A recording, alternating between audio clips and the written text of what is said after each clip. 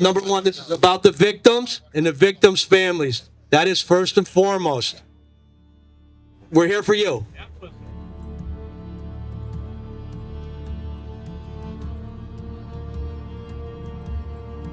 I'm a pastor in Scranton, have been here for 47 years pastoring. I believe that what I'm praying for now is we prayed to bring the groceries in, and I believe we have a golden age and a golden opportunity, but we got to take the garbage out.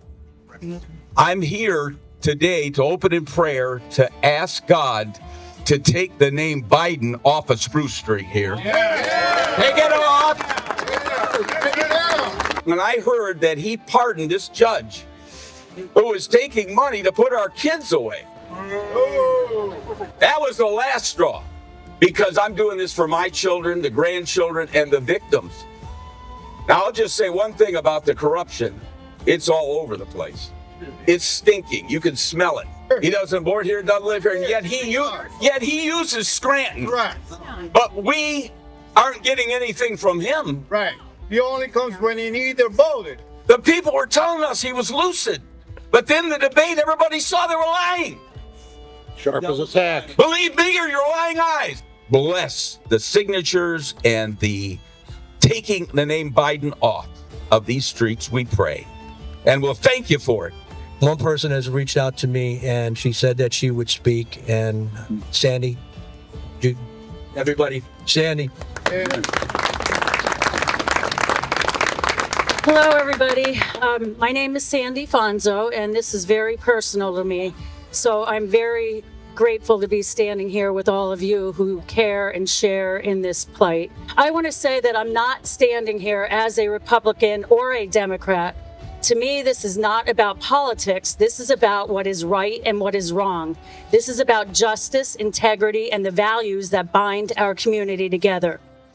An expressway in our hometown bears the name of President Joe Biden, a man who once called himself Joe Scranton, someone who portrayed himself to have understood in our struggles and stood for everyday people. But his decision to pardon this disgraced former judge, a man who abused his power and destroyed countless lives, including my son's, has left me and so many others questioning those values. My son was one of his victims. My son, who should still be here today, was failed by a system that was supposed to protect him. And instead of holding this judge accountable, the clemency erases the harm he caused, dismissing the pain of thousands of families in this community.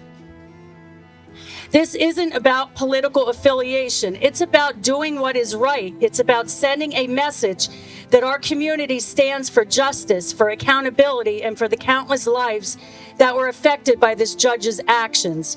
Removing the president's name from this expressway isn't just symbolic. It's a statement that our pain cannot be ignored and that those who perpetuate injustice cannot be honored. To the mayor, to the city council, you were elected to represent us. You have a duty to listen to the voices of this community. We are crying out for justice. By refusing to act, you're turning this into a political issue when it is clearly a moral one. You are ignoring the pain and suffering of your voters, the very people who trusted you to lead and advocate for them. Your inaction tells us that politics matter more than the lives and families devastated by this judge's abuse of power. We are telling you now, this sign must come down. Thank you.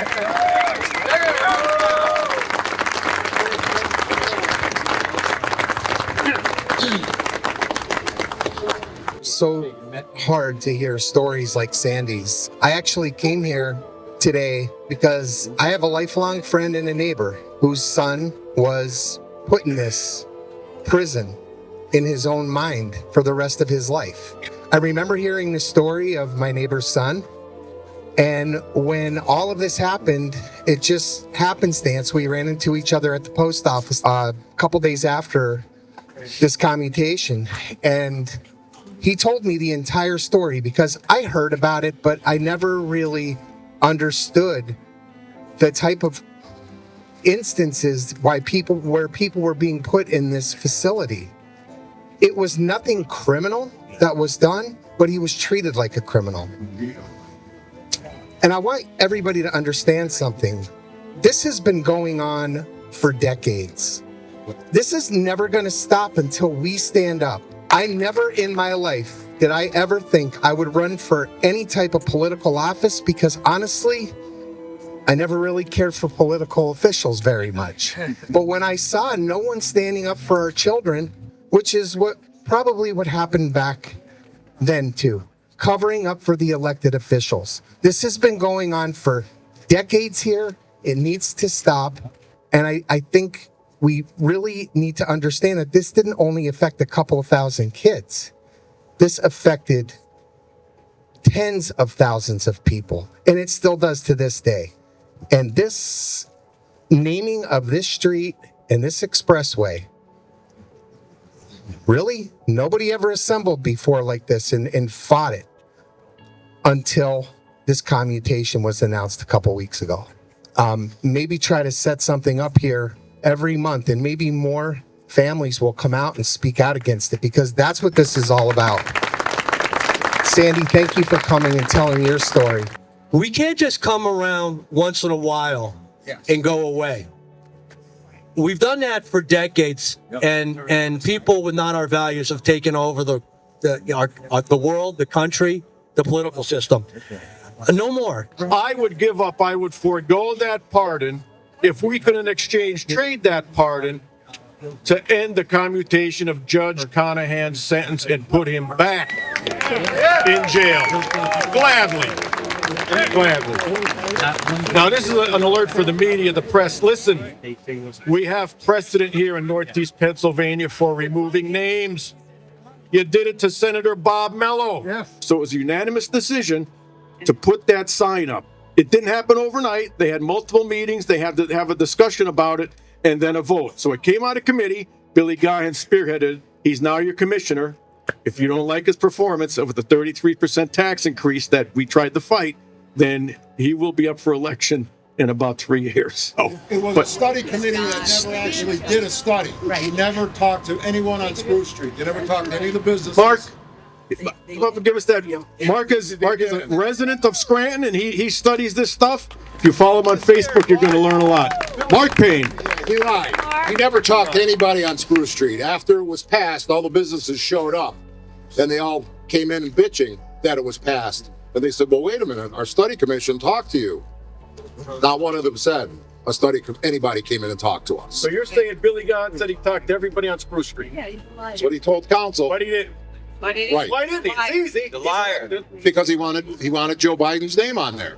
But what you need to do is go onto the City of Scranton's website. City councilmen are all there. They're all listed. There's 5 of them. Their emails are listed. You need to write, as respectful as possible, a letter to each one of them requesting that they write an ordinance to repeal the ordinance that passed to put this abomination up that we have. And you need to do every one of the council people. You need to do their solicitor and the city clerk, Frank Golenberg. Make sure that you sign them. And if you're a resident, put on your address. And do it if you have to do it every week. If you show up at a council meetings are every Tuesday at 6 o'clock, 6:30, 6 o'clock. They're on vacation, of course. I've never heard of this before, but they're on vacation until I think the second week of January. If you have time, come to a council meeting. Be respectful, sign the docket in the morning or in the day when you get there. Wait your turn, they'll call you, go up and tell them how you feel. Tell them why you want it changed and give them your name, and let's do that. And remember, elections are coming up in April and in November, so if we don't get this done now, we'll get it done in November. Now, I understand Chris Shermick is here. Chris? What do I see? Oh, Chris. All right, so look, this is a great crowd. We're doing this for the families. You know, it was controversial when they did it. We know that. The businesses didn't want it. Most of the people in the city didn't want it, and certainly a lot of people, and most of the people in Lackawanna County didn't want it. What was just done, what he did to those families again to remind them of what they went through years ago, was tragic.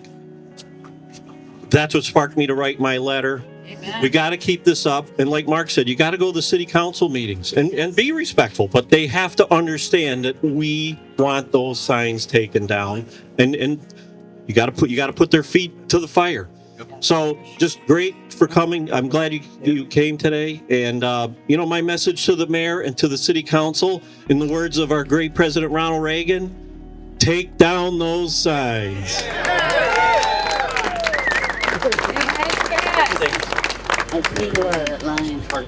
They were making a lot of money off the federal government, the state government, and it is a travesty. Here they are buying boats, living a lavish life while hurting other people. And Sandy, I'm very sorry for your loss. I know you've been a fighter for many, many years. We thank you for being here today. Thank everybody for being here today. Please bring your friends out, bring your family members out, get 1, 5, 10 people to sign the petition on Scranton's behalf and northeastern Pennsylvania's behalf. We need those signs removed, and probably would be nice to open up an investigation to see who coerced Senile Joe to actually sign the commutation and the clemency. Because I don't think he did it alone. He didn't do it alone.